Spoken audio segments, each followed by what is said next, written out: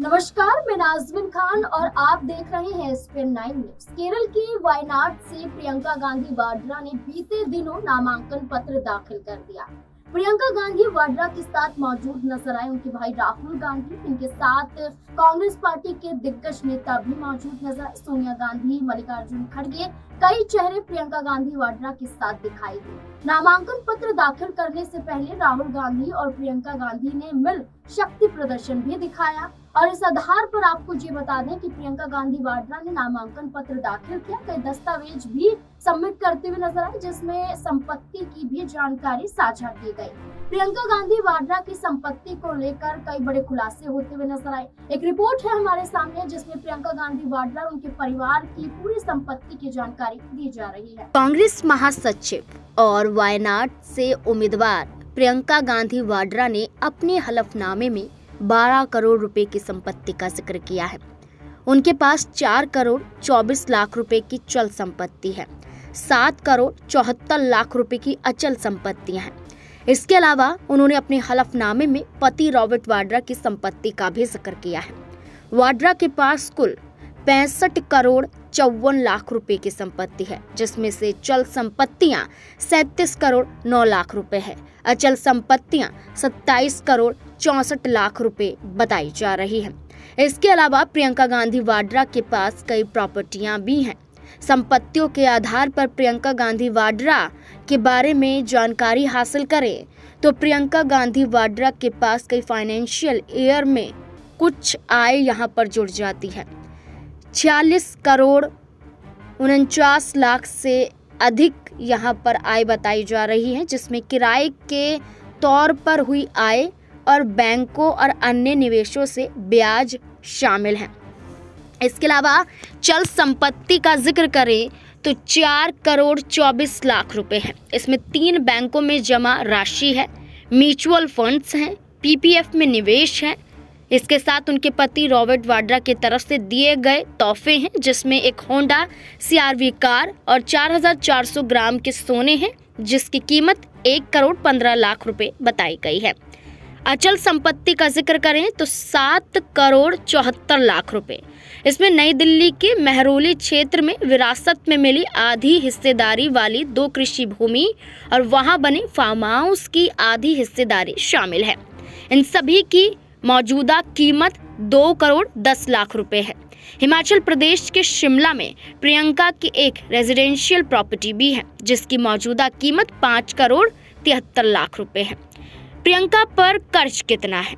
आपको बता दें कि प्रियंका पर 15 करोड़ 75 लाख रुपए का कर्ज है। इसके अलावा अगर हम बात करें तो वे साल 2012 और 2013 के लिए इनकम टैक्स रिसेसमेंट प्रक्रिया का भी सामना कर रही हैं, जिसके तहत उन्हें 15 लाख रुपए से अधिक का टैक्स भी देना है।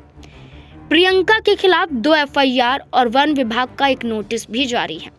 एक FIR 2023 में मध्य प्रदेश में दर्ज की गई, जिसमें IPC की धारा 420 यानी कि धोखाधड़ी, 469 जालसाजी के तहत आरोप लगाए गए।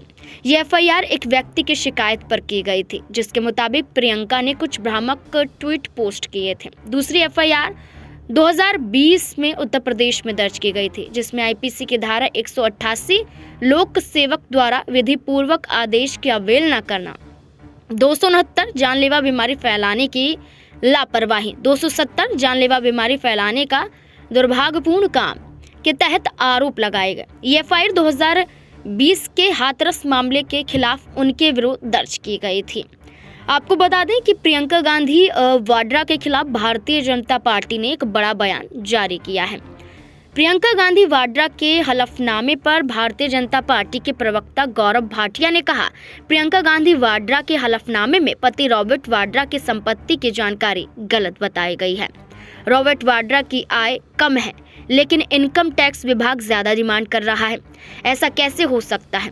उन्होंने शिमला में घर खरीदा, लेकिन केवल उनके 10वें हिस्से की कीमत बताई, यानी कि दिखाने के दांत यहाँ पर अलग नजर आते हैं और खाने के दांत अलग नजर आते हैं। प्रियंका गांधी वाड्रा को लेकर अगर हम बात करें तो पहली बार वो कोई चुनाव लड़ने जा रही हैं। इससे पहले वो चुनाव प्रचार प्रसार में ही नजर आई हैं, राजनीतिक रूप से लंबे समय से जुड़ी हुई हैं, लेकिन चुनाव वो पहली बार लड़ती हुई नजर आ रही हैं। केरल के वायनाड से उपचुनाव प्रियंका गांधी वाड्रा लड़ेंगी। दरअसल जानकारी के लिए आपको ये बता दें कि राहुल गांधी ने लोकसभा चुनाव में 2 लोकसभा सीटों से चुनाव लड़ा था। एक तो उत्तर प्रदेश की रायबरेली लोकसभा सीट से, दूसरी लोकसभा सीट केरल की वायनाड थी।